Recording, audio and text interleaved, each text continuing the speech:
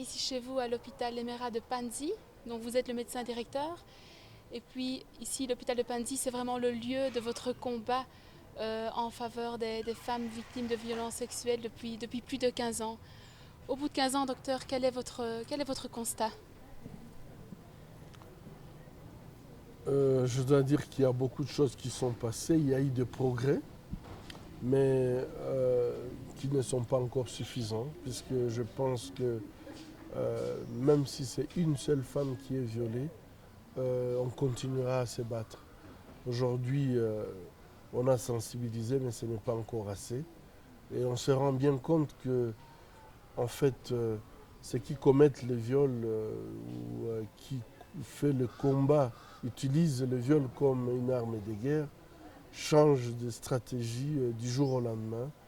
Et ça, je crois que tous les acteurs, tout ce qui lutte contre la violence sexuelle, doivent être conscients de ces changements de stratégie permanents pour en fait nous amener à lâcher. Mais on ne lâchera pas. Est-ce que vous luttez seul? Est-ce que vous êtes accompagné? Est-ce que les autorités civiles sont là pour aider aussi dans... Je dois dire que heureusement que je ne lutte pas seul, puisque je crois ici à l'hôpital, les malades que nous recevons nous sont transférés par les organisations de base qui sont dans les différents villages. Et je crois, lorsque nous avons fait les soins, ces patientes on les retourne dans leur village et il y a toujours ces organisations qui les prennent en charge. Et je dois dire, heureusement qu'il y a quand même ce réseau, cette chaîne qui collabore. Est-ce que ces mamans, ces femmes qui sont violées, ne sont-elles pas un peu oubliées de l'opinion publique? Ne sont-elles pas un peu négligées par les communautés locales? Est-ce qu'elles sont prises en compte ou est-ce que vous constatez qu'on ne les prend pas assez en considération? Comme je viens de dire, je pense qu'il y a eu une sensibilisation, mais elle n'est pas optimale. On peut faire plus. Je crois que aujourd'hui, peut-être les femmes ne cachent plus, elles disent beaucoup plus facilement ce qui leur est arrivé, mais leur prise en charge laisse encore à désirer. Il y a beaucoup de choses qu'on devrait faire pour que ces femmes courageuses puissent finalement réintégrer la société et qu'elles soient vraiment des actrices à part entière de notre communauté. Là, nous avons encore beaucoup de choses à faire et je crois qu'il appartient à tous chacun à son niveau, chacun avec son expertise de pouvoir mener des actions pour que cette réinsertion sociale soit effective. Et je pense que j'insiste sur le fait que la justice n'est pas toujours au rendez-vous. Aujourd'hui, nous avons des formations, nous travaillons avec la police, nous travaillons avec les magistrats, mais faudrait-il encore qu'ils aient le moyen de faire leur travail. Aujourd'hui, ça, ce n'est pas encore fait. Docteur Mukwege, Mamas for Africa, chaque semaine, envoie de femmes ici qui ont subi les agressions sexuelles et qui nécessitent une prise en charge médicale. Et ces femmes nous arrivent à partir de nos collaborateurs sur le terrain qui font un travail de sensibilisation et accueillent ces mamans. Et nous les orientons ici vers vous pour des soins. Maintenant, docteur Mukwege, est-ce que la collaboration entre Mamas for Africa vous est-elle précieuse? Donc, je pense que nous apprécions le travail de nos collaborateurs, puisque sans leur travail sur terrain, l'hôpital de Panzi ne va jamais chercher les malades et nous ne pouvons pas être partout. Nous avons une prise en charge holistique au niveau de l'hôpital, mais pour certaines prises en charge, il faut que la prise en charge se poursuive au niveau du village. Et je pense que sans des organisations comme Mamas for Africa et les autres, on ne serait pas à mesure de nous sentir vraiment satisfaits. Parce qu'à ce moment-là, on ferait un travail, mais qui est un travail limité au niveau de l'hôpital. Et la suite, si elle n'est pas faite, donc notre travail serait incomplet. Et je pense que, vous pouvez très bien vous imaginer, une femme qui a été stigmatisée dans son village, rejetée dans son village, qui avait rejetée par le mari, peut-être même l'église l'exclut. Si cette femme-là, de retour à son village, elle n'est pas prise en charge par les organisations de base pour la réinsérer sur le plan social, socio-économique, psychologique, il est vrai que notre travail s'avérait incomplet. Mais je crois que ce qui donc complète notre travail, c'est effectivement votre travail sur terrain, puisque vous continuez avec la prise en charge psychologique que nous, on a commencé mais qu'on ne peut pas terminer. Parce que pour certaines patientes, pour les détraumatiser, ça peut prendre 2 mois, voire des années. Et c'est pour ça que nous sommes en train de travailler pour qu'il y ait un protocole commun de prise en charge psychologique au niveau communautaire et même de la communauté. Donc, si je comprends bien, l'aide de Mamas for Africa est très précieuse dans votre combat. Absolument, madame. Je dis Mamas for Africa et les autres organisations. Nous travaillons à peu près avec plus de 100 organisations, 100 organisations de base. Et toutes ces organisations, sans elles, on ne peut pas faire le travail que nous faisons. Et donc, Mamas for Africa est parmi ces organisations. Okay. Soigner le maman a-t-il vraiment un impact plus large que la seule guérison physique? Je crois que vous savez que ce pays est porté par les mamans. Les mamans constituent en fait le maillot important en fait de la chaîne de notre communauté. Je pense que lorsqu'on s'attaque aux mamans, lorsqu'on détruit les mamans, en fait c'est comme si on était en train de détruire toute la chaîne. Et je crois qu'il est très très important de s'occuper des mamans, de leur donner non seulement la santé, mais le moyen de rester les piliers de cette société. Et je crois que sans cela, on ne doit pas se faire division. C'est une société qui est en train de s'écrouler puisque ces piliers tombent. Mais les mamans, une fois soignées, réparées, mais le travail ne s'arrête pas là. Il y a l'accompagnement qui doit se faire dans tous les volets. Vous l'avez bien dit avant, l'accompagnement psychologique, l'accompagnement juridique et une réinsertion socio-économique qui doit être mise en place. Mais qu'en pensez-vous?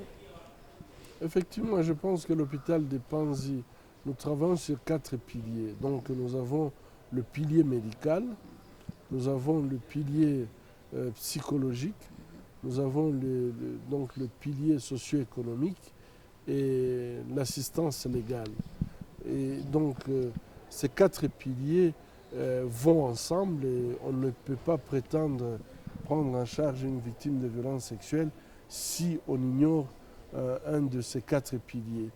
Et c'est ce que nous essayons aussi de recommander aux organisations comme Mamas for Africa de pouvoir mettre en place, puisqu'ici nous prenons en charge 2013, nous sommes en train de cheminer vers une prise en charge autour de 3300 femmes. Et donc ces femmes, nous n'avons pas la capacité humaine ni matérielle de pouvoir les prendre en charge sur ces 4 piliers. Et donc nous avons besoin des organisations comme la vôtre pour accompagner ces femmes.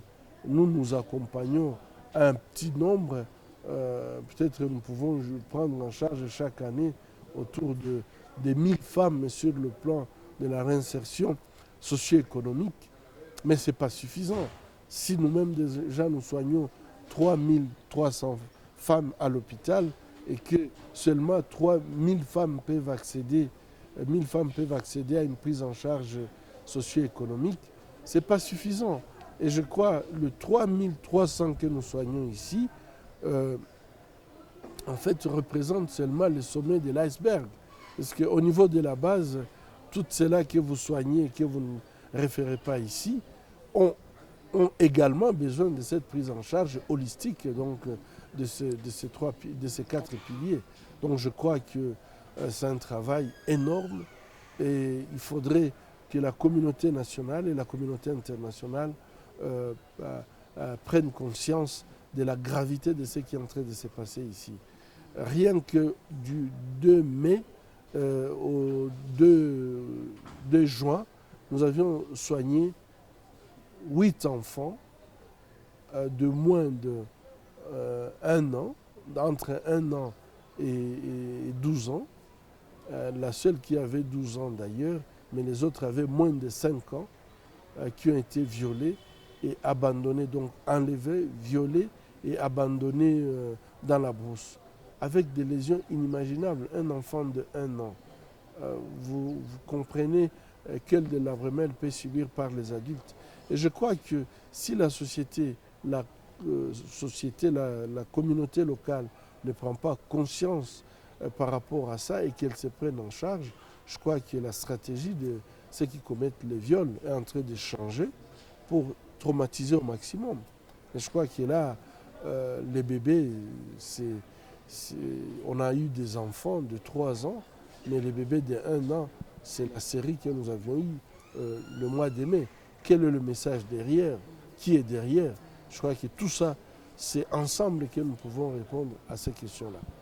Quelque chose aussi qui est très difficile et très douloureux de constater, c'est que les mamans, les patientes qui passent chez vous, qui sont guéries, qui sont alors réacheminées dans leur village, finalement reprennent leur travail quotidien, retournent au marché, vont puiser l'eau et sont encore soumises bien à ces mêmes risques, rencontrent peut-être encore ces mêmes hommes en uniforme, sont encore agressés, se représentent chez nous, chez vous.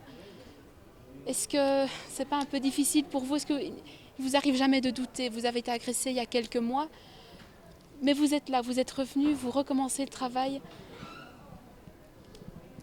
Je pense que si les actions qui se commettent, c'est pour nous amener à douter, on ne va pas douter un seul moment que c'est ici où il faut que nous soyons, que notre combat est juste, que ces bébés, ces femmes ont droit à la vie, ont droit à la dignité, ont droit d'être respectés. Et je pense que c'est une conviction pour moi inébranlable. Je crois que il y a des actes qui sont posés, vous sentez très bien qu'ils sont posés pour vous amener à douter de ce que vous faites, à vous lasser de ce que vous faites. Mais je pense que le principe doit être, on doit se battre jusque le jour où il n'y aura plus une seule femme violée. Et je crois que si ce principe est bien compris par les équipes de Mamas for Africa, les équipes de toutes les organisations sur terrain, l'équipe de Panzi, je suis certain que la victoire sera de notre côté et pas des agresseurs. Docteur, la provenance de survivants ou survivantes de l'agression sexuelle, ce n'est pas la seule province du Sud Kivu. Il y a d'autres qui viennent des provinces, d'autres provinces du Congo, Goma et même peut-être de l'étranger. Et nous, chez Mamas for Africa, nous accueillons des malades qui proviennent même au-delà des territoires que nous couvrons. Maintenant, comment faire à cet afflux massif, hein? À mon avis, il y a 2 armes. Il y a une arme communautaire. Il faut sensibiliser la communauté. Parce que finalement, Mamas for Africa ne peut pas être partout. L'hôpital de Panzi ne peut pas être partout. Les organisations qui luttent contre la violence sexuelle ne peuvent pas être partout pour protéger une femme quand elle va au champ, quand elle va chercher de l'eau, quand elle va... Donc on ne peut pas être derrière chaque femme congolaise. Mais je pense que l'attitude de la communauté par rapport à la protection de la communauté elle-même, c'est cette attitude qui doit changer. Nous travaillons sur Badilika, qui veut dire tout simplement il faut changer la mentalité, il faut changer la façon d'être. Parce que je pense que si les gens apprennent à se protéger mutuellement, si les gens comprennent la gravité de ce qui se passe et que chacun se dit moi-même je vais essayer de protéger non pas seulement ma femme et mes enfants, mais je veux aussi protéger les voisines, je vais protéger les enfants de mes voisins.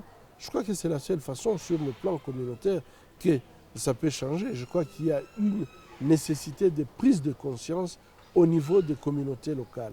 Et absolument, vous savez que la guerre que nous connaissons a plusieurs ramifications. Il y a des ramifications international. Il faudrait absolument faire un plaidoyer également sur le plan international. C'est ce qui se passe ici.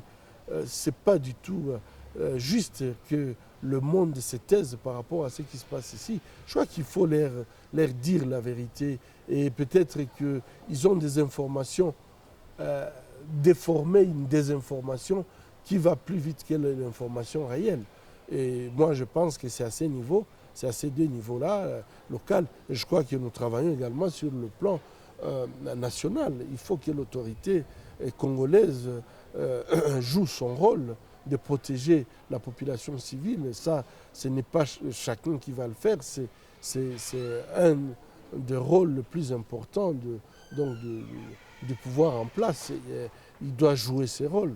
Je crois que les leaders régionaux également ont une responsabilité puisque finalement toutes les rébellions s'organisent avec l'appui de pays voisins du Congo et donc il faut qu'ils prennent les responsabilités devant l'histoire pour arrêter ces drames que les femmes congolaises connaissent. Et je pense que chacun de nous peut jouer un rôle à ces différents niveaux, au niveau local, au niveau national, au niveau régional et au niveau international.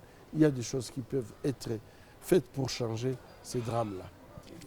Docteur Mukwege, la Belgique vous connaît bien, la Belgique vous soutient, puis vous allez souvent en Belgique. Y a-t-il un petit message que vous voudriez adresser aux Belges, puisque Mamas for Africa est une organisation belge? Je pense que le message, c'est que Mamas for Africa fait un très bon travail sur le terrain. C'est pour cette raison que nous avons accepté de collaborer avec Mamas for Africa. Mais Mamas for Africa ne peut pas faire son travail sans appui des Belges, sans appui en fait de l'arrière-base qui est en Belgique. Je crois que dernièrement, j'ai beaucoup apprécié la solidarité des Belges, la solidarité en Belgique. D'abord, l'accueil qu'ils m'ont réservé quand j'étais agressé. Et j'ai senti même qu'il y a un engagement très très fort pour lutter contre ce qui se passe dans cette région et je suis très reconnaissant. Je crois que la seule chose que je peux recommander, c'est que continuons les efforts, serrons-nous les coudes. Il y a encore beaucoup de choses à faire et Mamas for Africa, l'hôpital de Panzi ne peuvent pas le faire seuls. Nous avons besoin de leur soutien. Docteur Mukwege, merci beaucoup de ce temps accordé. Merci beaucoup de la bonne collaboration. Et puis derrière vous, c'est aussi toute une équipe. Bon, on les voit ici. C'est toute une équipe avec laquelle nous sommes en contact, une équipe solide, une équipe vraiment disponible et très professionnelle. Nous vous remercions. Merci beaucoup. C'est nous qui vous remercions. Merci.